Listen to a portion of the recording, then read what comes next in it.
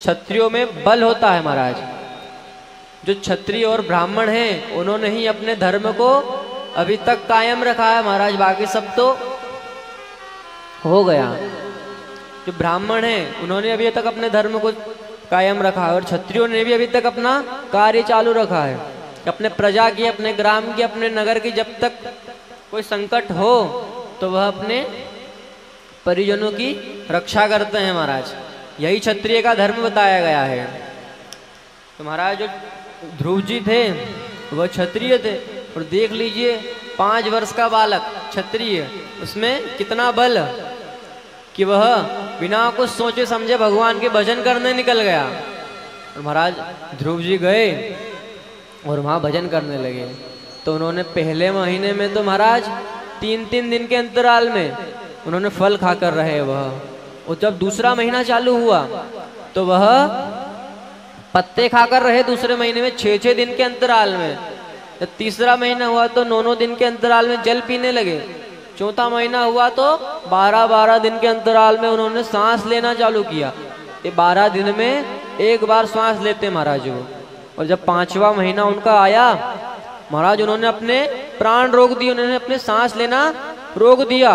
सभी देवता घबरा गए कि यह छोटा सा बालक 5 वर्ष का, इसने अपने प्राण रोक दिए, सांस लेना बंद कर दिया।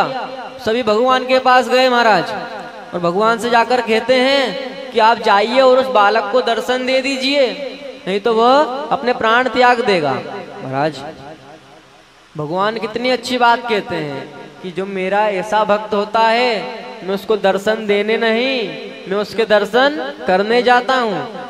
भगवान अपने भक्त ध्रुव जी के दर्शन करने आए। और ध्रुव जी कहना तो बहुत कुछ चाहते थे पर महाराज 5 वर्ष के बालक क्या कुछ बोलेंगे। महाराज तो भगवान ने उनके गालों पर अपना शंख छुआया और ध्रुव जी ने 12 श्लोकों में भगवान की स्तुति की। तभी भगवान ने उन्हें उठाकर अपनी गोद में बैठाया।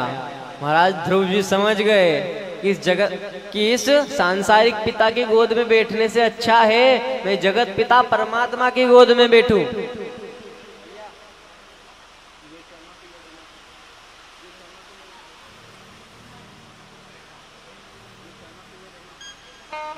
महाराज ध्रुव जी कहते हैं कि सांसारिक पिता की गोद से अच्छा तो इस परमात्मा की पिता है। इनमें जितना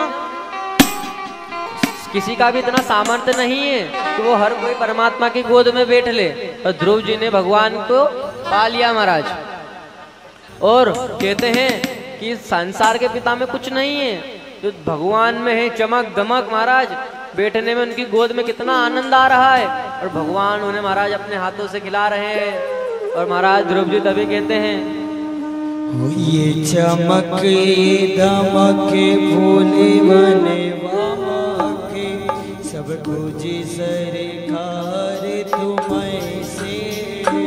ये चमक ये दमक फूल बन मम सब कुछ सरकार